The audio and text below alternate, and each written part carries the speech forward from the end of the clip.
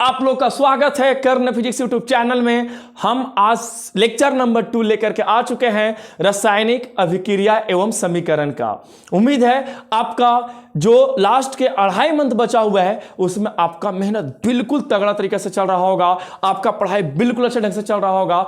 चलिए, और आपके कुछ पढ़ाई में हेल्प हो जाएगा यदि आप इस चैनल को लास्ट के 2.5 मंथ फॉलो करते हैं। तो हमने आपको वादा किया था आप लोगों से कि क्लास 10th का एग्जाम से पहले 2.5 मंथ 3 मंथ में सारा लेक्चर साइंस अपलोड करेंगे। अभी से आपका और हमारा सिर्फ एक ही उद्देश्य है, साइंस में अच्छा मार्क्स लाने का। चलिए, आप कॉपी कलम लेकर के बैठ जाएंगे, अच्छे से नोट्स बनाएंगे। इससे पहले इस चैप्टर का एक लेक्चर हम अपलोड कर चुके हैं, जहां से उसमें लास्ट किए थे वहीं से आज हम शुरू करेंगे, ताकि आपका लेक्चर वाइज चलते रहे सही ढंग से। चलिए, आज हम लोग पढ़ने वाले रासायनिक समीकरण का रूप। रासायनिक समीकरण को हम 2 तरीके से लिख सकते हैं। हालांकि ज्यादा लिखना अच्छा होता है संतुलित करके, बट आपको समझाते हैं बाबू, रासायनिक समीकरण के 2 रूप होते हैं। पहला होता है असंतुलित रासायनिक समीकरण। एक चीज और बता दें, असंतुलित रासायनिक समीकरण को कंकाली भी मतलब समीकरण भी कहते हैं। ठीक है, ये आपके एंसर में मेंशन है। एक चीज याद रखेंगे सर, असंतुलित रासायनिक समीकरण क्या होता है सर, संतुलित रासायनिक समीकरण क्या होता है सर, क्योंकि लास्ट क्लास में हमने रासायनिक समीकरण के बारे में अच्छा से पढ़ाया था। ठीक है, थोड़ा सा हम ऊपर साइड इरेज करेंगे ताकि हम यहां पर एग्जांपल लेकर समझा सके आपको कि आखिर असंतुलित रासायनिक समीकरण क्या होता है। चलिए, हम इसको इरेज करते हैं, थोड़ा सा इरेज करेंगे। जैसे यहां देखिए, यहां पर हम बात करें H2 + O2, ये बन गया H2O। ठीक है, यहां थोड़ा सा ध्यान दीजिएगा, इसको बोलते हैं अभिकारक, इसको बोलते हैं अभिकारक। जो अभिक्रिया में भाग लेते हैं उसे अभिकारक कहते हैं, जस्ट पिछले वाले क्लास में पढ़ाए थे। और जो परिणाम स्वरूप बनता है उसे हम लोग क्या कहते हैं, उत्पाद या प्रतिफल कहते हैं। तो आप अभिकारक में कुल तत्वों को काउंट कर लीजिए। जैसे यहां पर हाइड्रोजन कितना है, 2 हाइड्रोजन है। यहां ऑक्सीजन कितना है, 2 ऑक्सीजन है। तो टोटल परमाणुओं की संख्या कितना हो गया, तो अभिकारक में 4 हो गया। कितना हो गया, 4, 2 हाइड्रोजन और 2 ऑक्सीजन का। चलिए, उत्पाद में काउंट करते हैं। यहां पर हाइड्रोजन कितना है, 2 है, ऑक्सीजन कितना है, 1 है। तो टोटल परमाणु संख्या कितना हो गया, यहां पर 3 हो गया। मतलब अभिकारक में कुल परमाणुओं की संख्या यदि उत्पाद के कुल परमाणु संख्या के बराबर नहीं आया, तब हम बोलेंगे वो रासायनिक समीकरण असंतुलित है या कंकाली समीकरण है।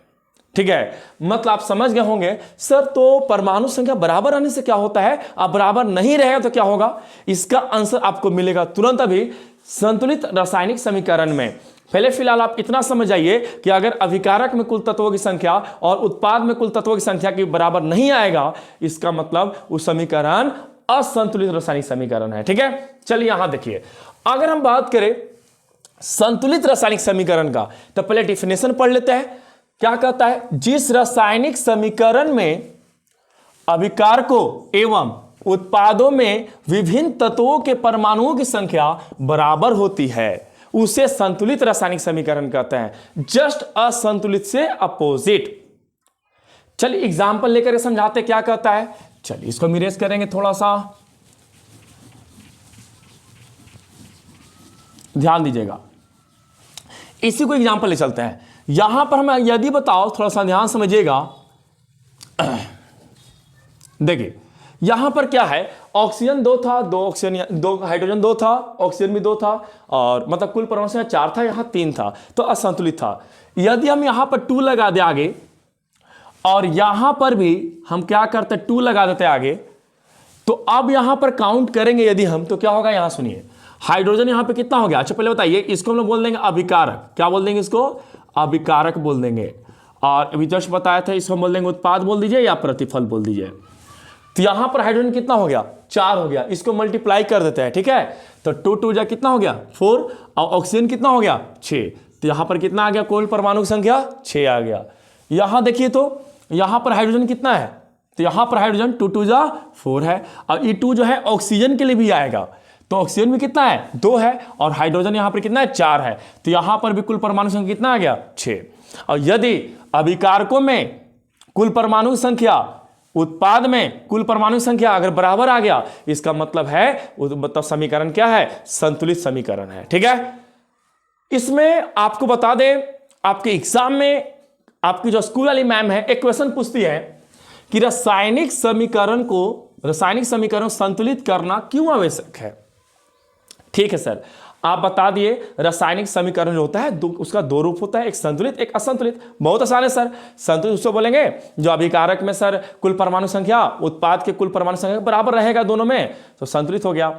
तो सर अगर बराबर नहीं रहेगा तो असंतुलित हो गया। तो सर बराबर करना क्यों आवश्यक है, आपको बता दें हमेशा हम लोग कोशिश करेंगे रासायनिक समीकरण को संतुलित करके लिखने के लिए। आखिर ऐसा क्यों करते हैं हम लोग, तो इसका आंसर आपको अच्छे ढंग से जो हम लिखे यहां पर वही आपको एग्जाम में लिख करके आना है।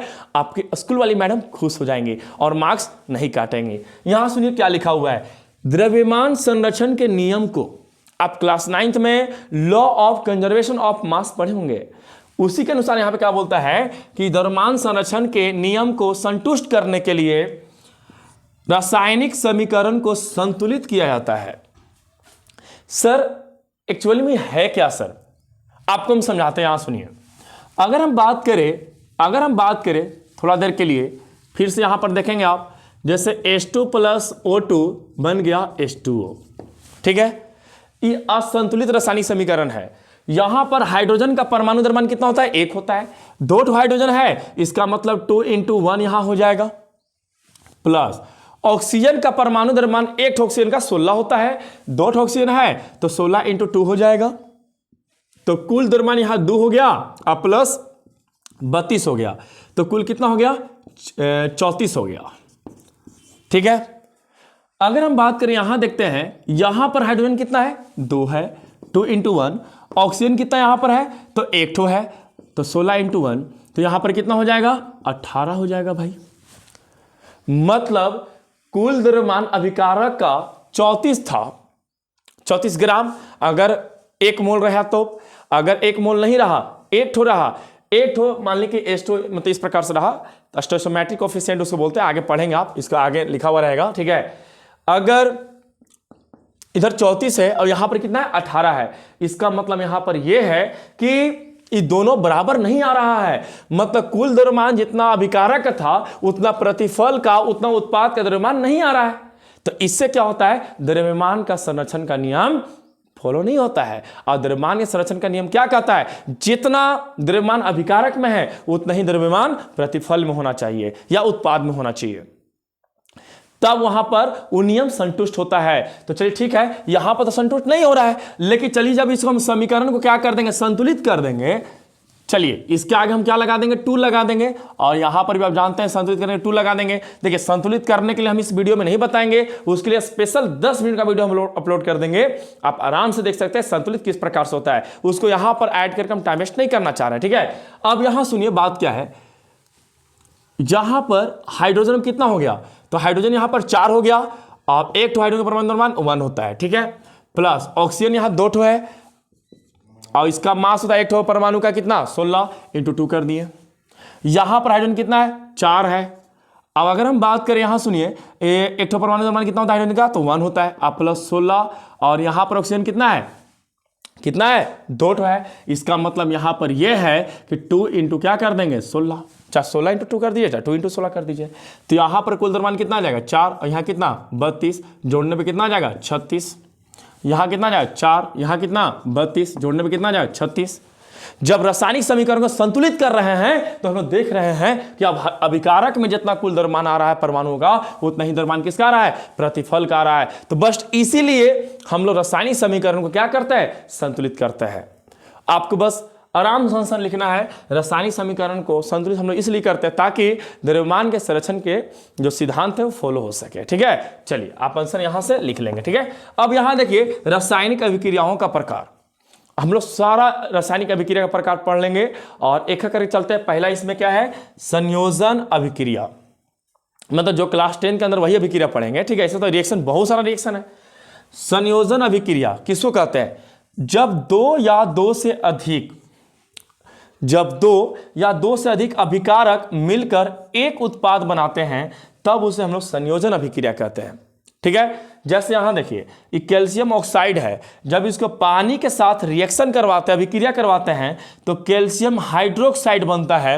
मतलब यहां पर एक ठो अभिकारक है, यहां पर देखिए एक ठो और अभिकारक यहां है, तो यहां पर दो अभिकारक मिलकर के एक ठो उत्पाद बनाते हैं, मतलब एक पदार्थ निर्माण करते हैं। तब वैसे रिएक्शन को हम लोग क्या कहते हैं, संयोजन अभिक्रिया कहते हैं। और आपको ऑब्जेक्टिव में क्वेश्चन पूछ सकता है, देखिए बोर्ड पे कुछ भी लिखा हुआ है, फालतू नहीं लिखा हुआ है, पूछ सकता है कि सब इंपॉर्टेंट है कि कैल्शियम ऑक्साइड को हम लोग क्या जानते हैं, किस नाम से, तो बिना बुझा हुआ चूना भी कहते हैं इसको, ठीक है। और कैल्शियम हाइड्रोक्साइड को बुझा हुआ चूना कहते हैं। ऑब्जेक्टिव में आ सकता है कि इनमें से बुझा हुआ चूना का सूत्र क्या है, चाहे बिना बुझा हुआ मतलब चूना कौन सा है, तो आपको याद कर लेना होगा, इसको कहीं ना कहीं आप नोट कर लेंगे, ठीक है। चलिए, बड़ा आसान था कि दो को पदार्थ मिल जाएगा, अभिकारक मिलकर के एक पदार्थ बनाएगा, चाहे दो या दो से अधिक भी मिल सकता है, और एक बनाएगा तो हमारा क्या हो जाएगा, संयोजन अभिक्रिया हो जाएगा।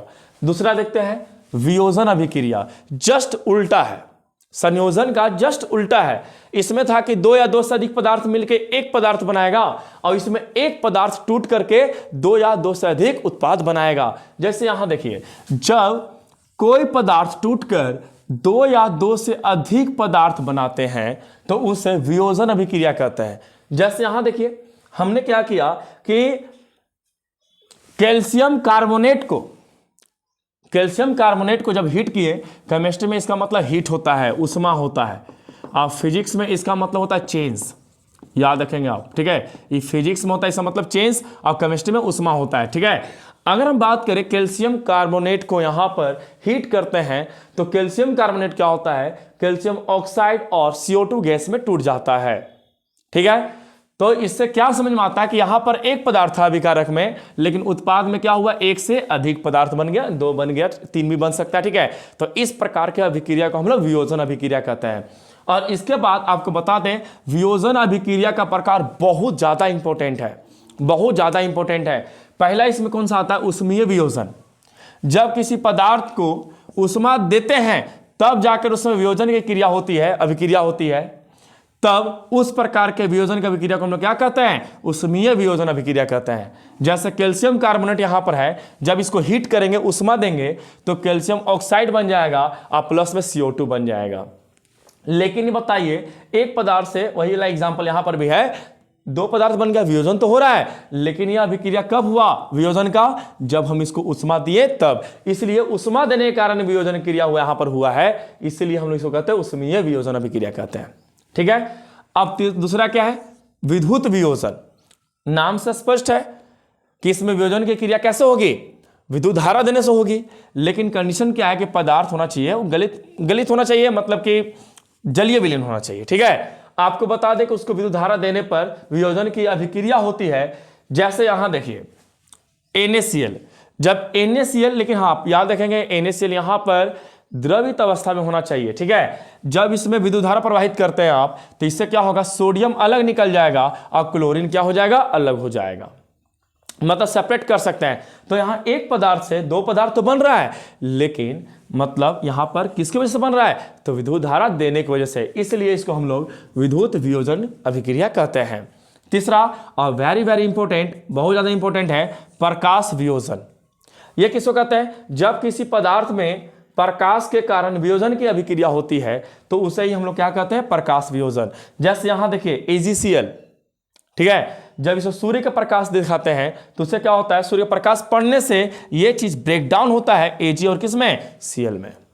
उसी प्रकार से AgBr का भी होता है, वो भी सनलाइट पड़ने पर क्या होता है, Ag और Br में क्या होता है, टूट जाता है। तो इस प्रकार के अभिक्रिया को हम लोग क्या कहेंगे, प्रकाश वियोजन अभिक्रिया कहेंगे, ठीक है। चलिए अब चलेंगे हम लोग आगे की ओर।